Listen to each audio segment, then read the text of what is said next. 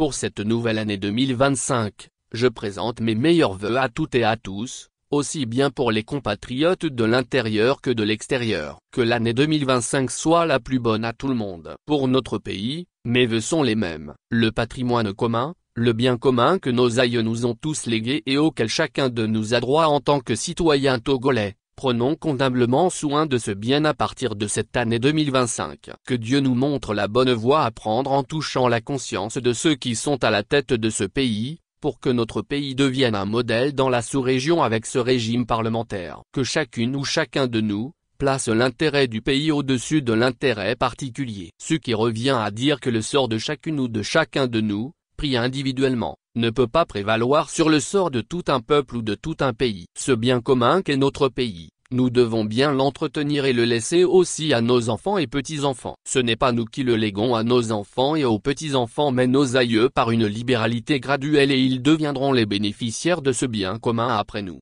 quand nous ne serons plus là dans ce monde des vivants. C'est cette obligation successorale que nous avons vis-à-vis de nos enfants et petits-enfants. Nos aïeux nous ont légué ce pays par une libéralité graduelle et non résiduelle, et nous devons le transmettre en bon état à ceux qui viendront après nous, sans piller ni dilapider les ressources qu'il contient mais plutôt les fleurir et les multiplier pour rendre l'avenir meilleur à nos enfants et petits-enfants. Donc, nous devons prendre soin de ce pays. Si nous dilapidons les ressources de ce pays et mettons ce pays en mauvais état avant de partir un jour ou mourir, qu'est-ce que nous laisserons à nos enfants et aux petits-enfants qui en seront à leur tour les bénéficiaires? Nous devons réfléchir de la manière ce pays est géré et ce que nous en faisons afin de ne pas le laisser en libéralité résiduelle mais graduelle à nos enfants et petits-enfants quand nous ne serons plus là. En un mot clair, ceux qui ont le destin du pays en main aujourd'hui doivent bien l'entretenir et avoir en tête qu'il s'agit d'un bien commun, qu'ils doivent laisser en bon état pour ceux qui viendront après eux et qu'il ne s'agit en aucun cas d'une libéralité résiduelle dont les premiers gratifiés ou légataires peuvent en faire ce qu'ils veulent.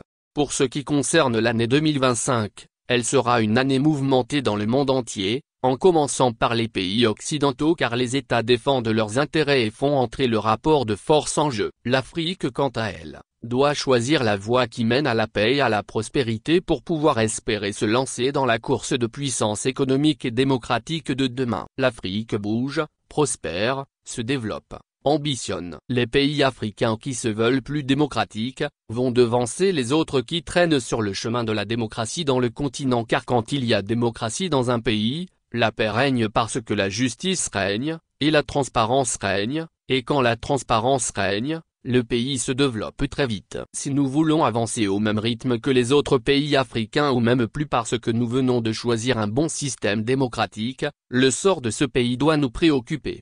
C'est cette voie que nous devons emprunter. Notre cher Togo ne doit pas rester en marge de l'évolution du continent africain. L'Afrique bouge dans le bon sens et le Togo doit aller aussi dans le même sens. Les présidents commencent par quitter facilement le pouvoir en Afrique au terme de leur mandat. Le Togo ne doit pas et ne peut pas rester en marge de cela. Ce qui nous manque au Togo c'est la démocratie. C'est pourquoi j'ai toujours défendu le changement de système politique pour notre pays vers le régime parlementaire. Ceux qui me connaissent par mes écrits savent que je suis un vrai adepte du régime parlementaire car je connais les vertus de ce système. J'ai passé un quart de siècle en Allemagne, une grande puissance économique et cette force à elle, est due à son système politique et éducatif. C'est pour cela que dans ma déclaration de candidature aux élections présidentielles de 2020 avant de me retirer finalement de la course, je l'ai mentionné dans mon programme politique. Ceux qui ne le croient pas, peuvent aller sur le site du journal en ligne Isilomé du 17 septembre 2019. Ils reverront mon programme politique dans lequel j'ai mentionné ma préférence pour le système parlementaire pour faire avancer ce pays. Le 27.10. 2022, je l'ai encore répété dans un autre article, toujours sur le site Isilomé, pour proposer le régime parlementaire à la place du système semi-présidentiel. Bien avant cela, en mars 2015, j'ai envoyé un courrier de 4 pages au président de la République, un courrier recommandé avec accusé de réception dans lequel j'ai suggéré le régime parlementaire en m'appuyant sur le système parlementaire allemand. L'accusé de réception de mon courrier m'est revenu en Allemagne de la présidence togolaise, signé du nom de la personne qui a accusé la réception. Donc, je suis constant dans mes souhaits de voir un jour le Togo devenir un régime parlementaire. Je n'ai pas dévié de ma trajectoire politique. Je suis toujours constant dans ma vision vision pour ce pays qui m'a vu naître. C'est pourquoi personnellement je n'ai pas réclamé le retour à la Constitution de 1992 à l'instar d'autres leaders de l'opposition quand j'ai appris en mars ou avril 2024 que le système politique sera changé et remplacé par le régime parlementaire, car je connais bien les vertus démocratiques du système parlementaire dans les pays où il est appliqué. Mais ce que je n'ai pas aimé dans son avènement au Togo, et je dois le souligner et le marquer en rouge, c'est la manière dont il est mis en place et la manière dont son fonctionnement sera mis en œuvre. Même si je considère que c'est un bon système, ce changement doit être soumis au peuple par référendum pour son vote et expliquer son bien fondé et non pas l'imposer au peuple. Puisque le mode du scrutin de l'élection du président de la République ne sera plus au suffrage universel direct mais désormais par un mode de scrutin indirect au Parlement réuni au Congrès. C'est par voie référendaire qu'on devrait passer pour mettre le système parlementaire en place comme l'article 59 al. 2 de la Constitution de 1992 prévoit expressément ce changement par voie référendaire. Mais comme cela n'a pas été fait, on en passe. On peut tolérer cela. Ce qu'on ne peut pas tolérer, c'est le mode du fonctionnement du système parlementaire qui est déjà faussé dès le départ. Je m'explique ici. On a été aux élections le 29 avril 2024. On promulgue une loi nouvelle le 6 mai 2024 qui acte ce changement de système politique et on nous dit que c'est cette loi nouvelle promulguée et publiée postérieurement aux élections organisées avant son entrée en vigueur, qui va régir les sedites élections. C'est ce qui est difficile à comprendre pour tout juriste sincère. C'est ce point-là que je ne tolère pas parce que ce n'est pas ce qu'on a appris à la faculté de droit. C'est en droit pénal qu'une loi nouvelle peut s'appliquer à une situation antérieure, un fait antérieur à son entrée en vigueur si cette loi nouvelle est plus douce que la loi ancienne sous l'empire de laquelle le fait incriminé a été commis mais n'a pas encore été jugé avant l'entrée en vigueur de la loi nouvelle. Autrement dit, si cette loi nouvelle est plus favorable à l'accusé, c'est cette dernière qui sera appliquée au fait incriminé avant son entrée en vigueur. C'est ce qu'on appelle la loi pénale plus douce. Mais nous ne sommes pas dans ce schéma de la loi pénale. Les députés élus avant l'entrée en vigueur de la loi nouvelle du 6 mai 2024 ne peuvent pas élire en congrès le président de la République sous le régime parlementaire. Juridiquement ça ne tient pas la route. Je vais raisonner par analogie et vous allez voir que ceux qui pensent que les députés du 29 avril 2024 peuvent être régis par la loi du 6 mai 2024, vont botter en touche. En 2015 on a ramené le mandat présidentiel à 2 mandats et certains ont argumenté que ce changement dans la Constitution est postérieur au mandat déjà effectué par le président de la République en fonction et que cette loi ne va s'appliquer aux faits antérieurs à son entrée en vigueur. Donc conséquence, le compteur est remis à zéro pour la non-rétroactivité de la loi. Pourquoi ici, la loi du système parlementaire,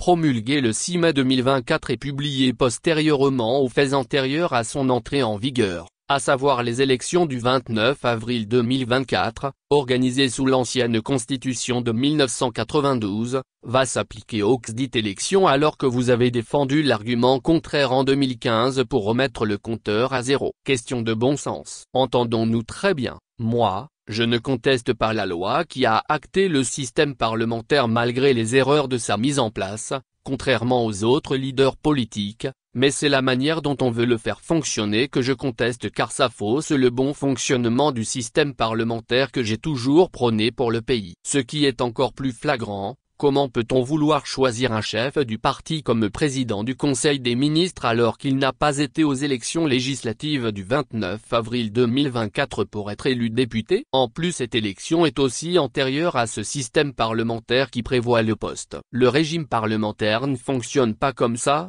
nulle part. Celui qui sera chancelier en Allemagne ou Premier ministre ailleurs dans les régimes parlementaires comme en Grande-Bretagne ou en Inde, les pays cités par le président de la République dans son allocution de vœux de Nouvel An, va aux élections législatives et il sera élu député. C'est comme ça dans le système parlementaire. À supposer que le président de la République actuelle soit choisi par son parti pour être président du Conseil des ministres parce qu'il est le chef du parti UNIR. Peut-il occuper ce poste alors qu'il n'a pas été aux élections législatives du 29 avril 2024? Je sais que rien n'est impossible au Togo mais dans un régime parlementaire, le chef du parti qui devient Premier ministre est avant tout, député élu dans une localité à cette élection.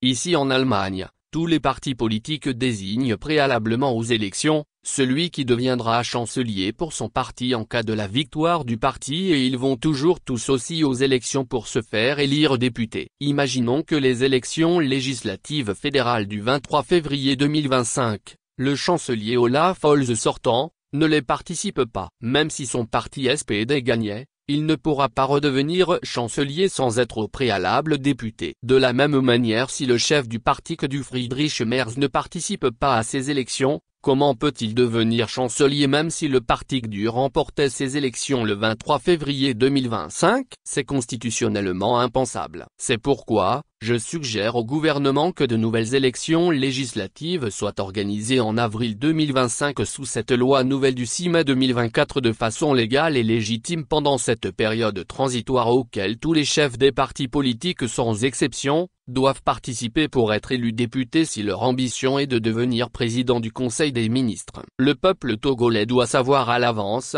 le candidat de chaque parti pour le poste du président du Conseil des ministres avant les élections législatives. Je sais qu'en Grande-Bretagne, c'est le chef du parti conservateur ou travailliste qui devient automatiquement Premier ministre si l'un ou l'autre gagne, mais ce chef du parti doit quand même participer aux élections législatives pour être élu d'abord député. Cette condition est obligatoire partout dans les régimes parlementaires. Ça doit être pareil au Togo. C'est pourquoi j'invite humblement le gouvernement à se pencher sur cet aspect important qui est l'une des caractéristiques du régime parlementaire, à savoir l'organisation d'une nouvelle élection législative afin que celui qui va devenir président du Conseil des ministres au Togo, aille aux élections pour être préalablement élu député de son parti politique. Nous avons choisi le régime parlementaire. Il faut l'appliquer tel qu'il est dans les grands pays démocratiques, c'est-à-dire la participation du chef du parti aux élections législatives pour prétendre devenir président du Conseil des ministres. C'est une condition qui doit s'appliquer à tous les chefs du parti politique. C'est une condition impersonnelle. N'oubliez pas que ce régime parlementaire togolais sera désormais enseigné dans les facultés de droit au Togo. Qu'est-ce qu'on va enseigner aux étudiants si vous faussez déjà son fonctionnement? Pensez à ça. Si c'est mal fait,